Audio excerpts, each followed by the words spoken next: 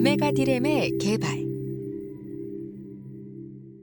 삼성이 4메가 디램을 개발하는 과정에서도 국내 팀과 현지 법인 팀의 경쟁이 있었습니다. 국내 팀에 1메가 디램 기술이 채택되자 현지 법인 팀은 크게 반발했고, 이에 삼성의 경영진은 4메가 디램의 개발에서도 경쟁 체제를 적용했던 것입니다. 현지 법인 팀이 다시 국내 팀에 뒤질 경우에는 향후에 디램 개발 사업을 맡지 않는다는 것이 전제 조건이었습니다.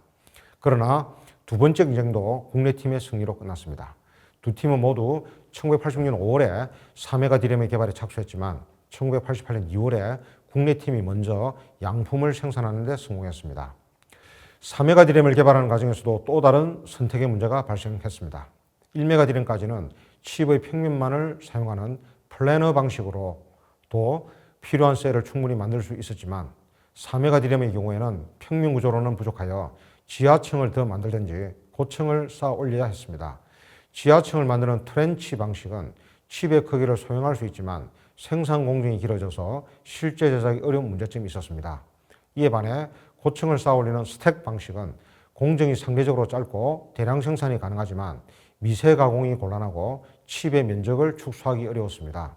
당시에 IBM을 비롯한 미국 업체들은 대부분 트렌치 방식을 채택하고 있었고, 일본의 경우에는 도시바와 NEC는 트렌치 방식을, 히다치, 미츠시다는 스택 방식을 채택하고 있었습니다.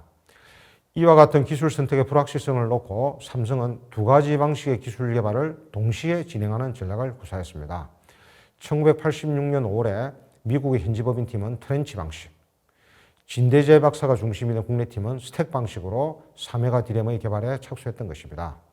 그런데 우연한 기회에 김강호 부사장이 일본 업체들이 트렌치 방식으로 칩 크기를 수축하는데 상당한 어려움을 겪고 있다는 중요한 정보를 입수했습니다. 이를 계기로 삼성 내부에서는 4메가 디램의 개발 방식을 놓고 격렬한 논쟁이 전개되었지만 사실상 어느 것이 정답인지는 양산 단계에서는 확인할 수 있는 문제였습니다. 그러나 기술 경로의 선택에 대한 의사결정을 더 이상 미룰 수는 없었는데, 그것은 미국과 일본의 몇몇 업체들이 시제품을 속속 내놓고 있었기 때문입니다. 당시에 진대재와 근오현은 트렌치 방식으로는 구멍속을 들여다볼 수가 없어 하자가 발생했을 때 속수무책이라는 의견을 제시했고, 이러한 보고를 받은 이건희 회장은 설사 일본이 스택을 선택하지 않았다 하더라도 우리는 스택으로 갑시다 라는 의사결정을 내렸습니다. 훗날 이건희는 다음과 같이 해고했습니다. 나는 복잡한 문제일수록 단순화해보려고 한다. 두 기술을 두고 단순화해 보니 스택은 회로를 고층으로 쌓는 것이고 트렌치는 지하로 파들어가는 식이었다. 지하를 파는 것보다 위로 쌓으려는 것이 수월하고 문제가 생겨도 쉽게 고칠 수 있을 것이라고 판단했다. 삼성이 스택 방식을 선택한 결정은 사후적으로 정당화될 수 있었습니다. 트렌치 방식을 선택한 업체들은 대량 생산으로 전환하는 과정에서 수율 하락을 경험했고 이를 해결하지 못했습니다. 스택 방식은 4메가 디램은 물론 이후의 제품에서도 기술 주류를 형성함으로써 트렌치 방식을 택한 업체들은 2군으로 밀려나고 스택 방식을 택한 업체들은 1군으로 성장하는 결과를 가져왔습니다.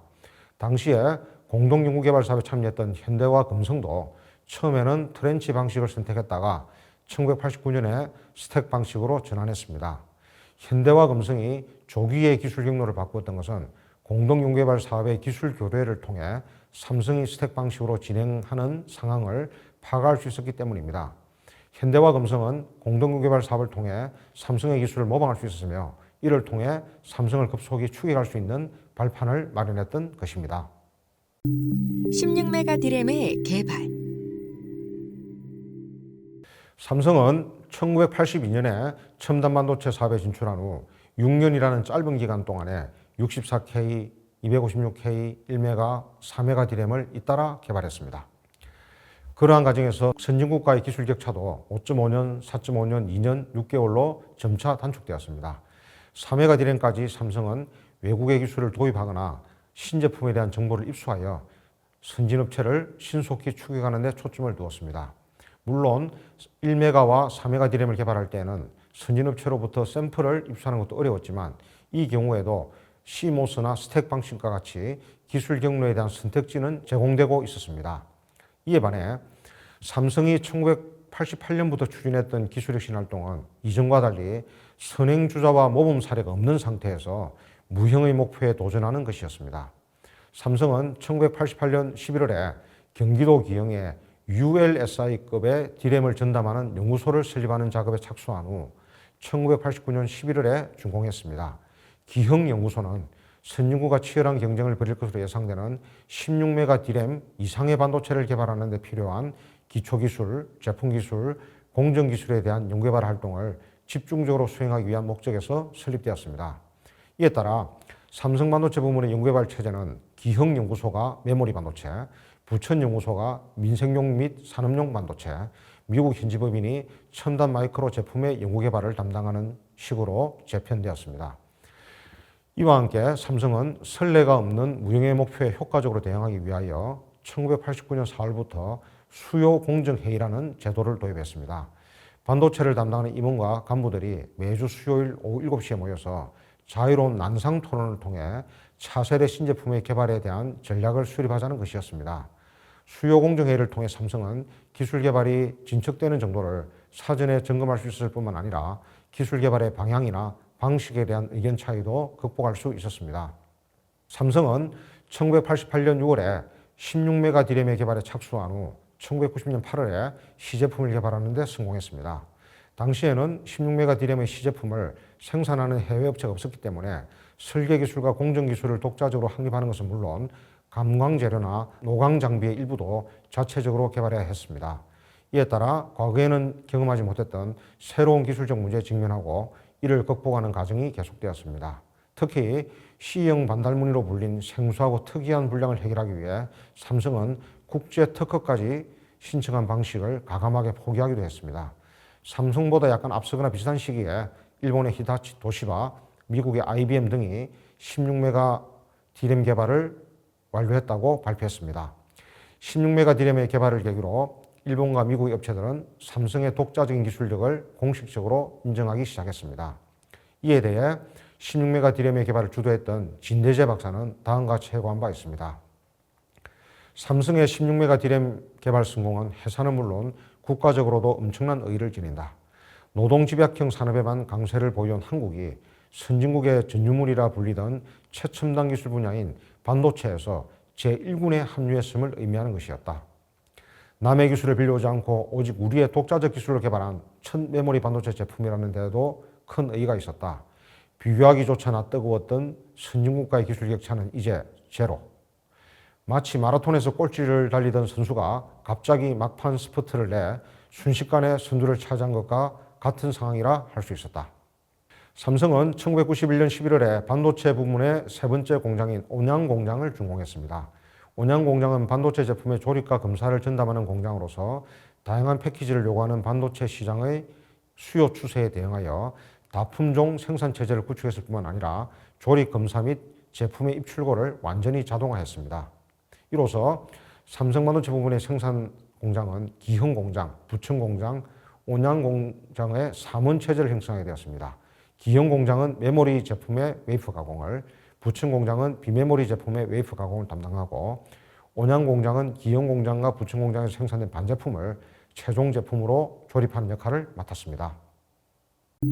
64메가 D램과 256메가 D램의 개발. 삼성은 16메가 D램의 개발을 목전에 두고 있던 1990년 6월에 근호연 박사를 중심으로 64메가 D램의 개발을 추진했습니다. 아직 16메가 D램의 개발이 완료되지 않았는데 차세대 제품인 64메가 D램에 착수했던 것입니다. 그것은 삼성이 두 세대의 신제품을 동시에 개발하는 방식을 활용하기 시작했다는 점을 의미합니다. 즉, 4메가 D램이 양산 단계에 이르면 그것을 개발했던 팀이 64메가 D램의 개발에 착수하고 다시 16메가 D램을 개발한 팀은 차차 세대 제품인 256메가 D램의 개발에 투입되는 것입니다. 이처럼 공격적인 방식을 활용하여 삼성은 1992년 9월에 세계 최초로 64메가 D램을 개발하는 데 성공했습니다. 1991년은 삼성에게 또 한 번의 행운이 다가온 해였습니다. 당시 일본의 반도체 상강인 도시바, NEC 히타치는 반도체 산업의 주기적인 불황에 대비해 1메가 D램 생산 라인의 정설을 중단하고 4메가 D램으로의 이동을 모색하고 있었습니다. 그런데 마이크로소프트의 윈도우가 폭발적인 인기를 누리면서 불황으로 예상되었던 반도체 시장이 뜻밖의 호황을 맞았습니다. 당시에 세계 각국의 컴퓨터 업체들은 대량 공급이 가능하고 가격이 저렴한 1메가 디램을 선호했습니다. 여기에 일본의 엔화 절상 사태까지 겹쳐 컴퓨터 업체들의 구매 담당자들은 삼성으로 발길을 돌렸습니다. 덕분에 삼성은 일본의 도시바를 제치고 1992년부터 디램 분야에서 1993년부터는 메모리 반도체에서 세계 최고의 생산업체로 부상할 수 있었습니다. 1991년에 삼성은 또 하나의 승부수를 띄웠습니다. 그것은 16메가 디램 생산 라인을 8인치로 하는 데 있었습니다. 16메가 디램은 삼성이 처음으로 선진국과 비슷한 시기에 개발한 제품이었기 때문에 양산 속도가 빠를 경우에는 선진국에 앞서 반도체 시장을 주도할 수 있는 절호의 기회가 되었던 것입니다. 8인치 라인은 6인치 라인에 비해 생산성이 1.8배 높을 것으로 예상되었지만 막대한 설비 투자와 고도의 기술이 필요하기 때문에 대부분의 업체들은 8인치 라인의 도입을 주저하고 있었습니다.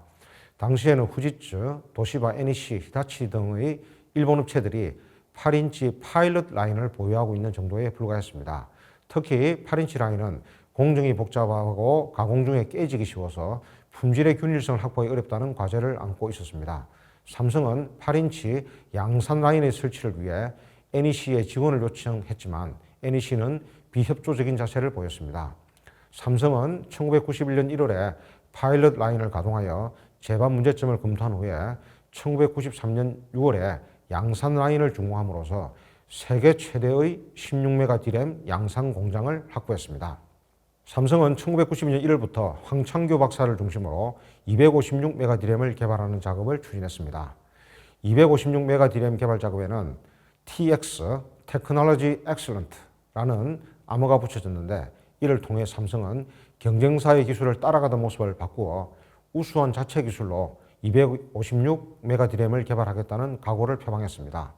사업 추진의 전략으로는 처음부터 256메가 디램을 제작하지 않고 이미 개발된 16메가 디램에 256메가 디램의 사양을 적용하는 방식이 채택되었습니다. 16메가 디램을 통해 선폭을 축소하는 기술을 확보한 후에 이를 바탕으로 완전한 256메가 디램을 개발한다는 것이었습니다. 그것은 선폭의 축소와 용량의 증가를 동시에 추진하는 것이 기술적으로 매우 어렵기 때문에 채택된 우회적인 전략이었습니다. 삼성은 1992년 12월에 16메가 디램의 선폭을 0.28 마이크론 메타로 축소하는 기술을 확보한 후 1994년 8월에는 선폭이 0.25 마이크론 메타인 256메가 디램을 세계 최초로 개발하는 데 성공했습니다. 이처럼 삼성은 기존의 제품에 새로운 사양을 적용하고 이를 통해 차세대 제품을 개발하는 방식을 활용함으로써 16메가 디램의 성능을 향상시킴과 동시에 256메가 디램을 추가로 개발하는 일석이조의 효과를 누릴 수 있었습니다. 1994년 8월 29일에 삼성은 256메가 디램을 세계 최초로 개발했다는 소식을 전했습니다. 1910년 8월 29일 일본의 나라를 뺏긴 지 84년이 지난 시점이었습니다. 그동안 일본의 뒷꽁무니를 따라오다가 드디어 일본을 넘어섰다는 메시지를 담고 있었습니다. 이어 1994년 9월 6일에는 대한제국의 국기와 256메가 디램의 사진을 병치한 광고가 나왔습니다. 256 디램의 개발을 계기로 삼성은 생산량을 넘어 기술력의 측면에서도 세계 최고로 인정받기 시작했습니다. 삼성이 역사는 1등만을 기억합니다는 광고 카피를 내건 것도 이 무렵이었습니다. 글로벌 리더로의 등극. 삼성은 1990년대 이후에 디램의 설계와 공정에 필요한 기술을 독자적으로 개발하면서 이에 대한 특허권을 확보하는 데도 많은 노력을 기울였습니다. 삼성의 특허권은 외국 업체의 견제를 막아낼 수 있는 기반으로 작용했는데 그것은 1997년 9월에 발생한 후지츠의 특허 제소 사건에서 잘 드러납니다. 일본의 후지츠가 삼성이 미국으로 수출하고 있는 메모리 반도체가 자사의 특허권을 침해한 것이라고 국제무역위원회에 제소하자 삼성은 후지츠가 자사의 특허를 무단으로 사용했다고 맞고소했던 것입니다. 결국 그 사건은 1998년 10월에 삼성과 후지츠가 메모리 반도체에 대한 특허를 공동으로 사용하기로 합의하고 상대방 회사에 대해 제기한 소송을 철회함으로써 해결되었습니다. 1986년에 있었던 텍사스 인스트루먼트의 특허 제소 사건과 대비되는 대목입니다. 삼성의 공격적 투자는 1997년부터 2001년까지 8인치에서 12인치로 전환할 때에도 반복되었습니다. 사실상 8인치에 투자했을 때는 파일럿 설비를 오랫동안 운용하지 못한 상태에서 양산라인 투자에 들어가야 했습니다. 이에 반해 12인치의 경우에는 경쟁 업체들보다 2 내지 4년 앞서 뛰어들었기 때문에 파일럿 설비를 충분히 가동할 수 있는 여유를 가질 수 있었습니다. 이를 통해 양산 기술에 대한 상당한 자신감을 가질 수 있게 되었고 처음부터 대량의 설비를 발주함으로써 투자 비용을 크게 줄일 수 있었습니다. 12인치 라인에 대한 선행 투자는 삼성이 경쟁 업체들과 격차를 더욱 벌일 수 있게 된 계기로 작용했습니다. 삼성은 꿈의 반도체로 불리는 기가급 D램에서도 다시 한번 세계 최고의 기술력을 입증했습니다. 삼성은 1990년 10월에 선폭이 0.18 마이크로메타인 1기가 D램을 개발했으며 2001년 2월에는 선폭이 0.13 마이크로메타인 4기가 D램의 시제품을 개발하는 데 성공했습니다. 이로써 삼성은 64메가, 256메가, 1기가, 4기가 D램의 4세대를 연속해서 세계 최초로 개발한 기업이라는 기록을 남기게 되었습니다. 삼성의 기가급 D램은 세계에서 최초로 개발된 것일 뿐만 아니라 가장 선폭이 좁은 초미세 가공 기술을 적용했다는 의의를 가지고 있습니다. 삼성은 경쟁업체보다 1년 내지 1.5년 앞선 기술력을 보유하고 있으며 이를 바탕으로 제품의 생산 시기를 주도적으로 결정하고 있습니다. 2000년대에 들어와 삼성이 초격차를 운운한 것도 이러한 맥락에서 이해할 수 있습니다. 삼성은 D램 개발에 대한 선발주자의 이점을 생산성의 향상에도 적극적으로 활용했습니다. 그 대표적인 예로는 집적도와 선폭이 1대1 대응의 관계를 유지한다는 통념을 넘어 차세대 설계 및 공정 기술을 현 세대 제품에 적용하는 독특한 방식을 채택했다는 점을 들 수 있습니다. 16메가 D램의 경우에는 1991년에 출하될 때는 0.42 마이크로메타의 선폭을 가지고 있었지만 1995년 이후에는 64메가 D램을 개발하면서 확보한 0.35 마이크로메타의 선폭이 적용되었습니다. 64메가 D램의 경우에도 0.35 마이크로메타의 선폭에서 출발했지만 단계적으로 256메가, 1기가, 4기가에서 적용되었던 0.25 마이크로메타, 0.18 마이크로메타, 0.13 마이크로메타의 선폭이 적용되었습니다. 이와 같은 방식을 통해 삼성은 생산 비용을 크게 절감했을 뿐만 아니라 생산 제품의 기술적 기반을 통일할 수 있었습니다.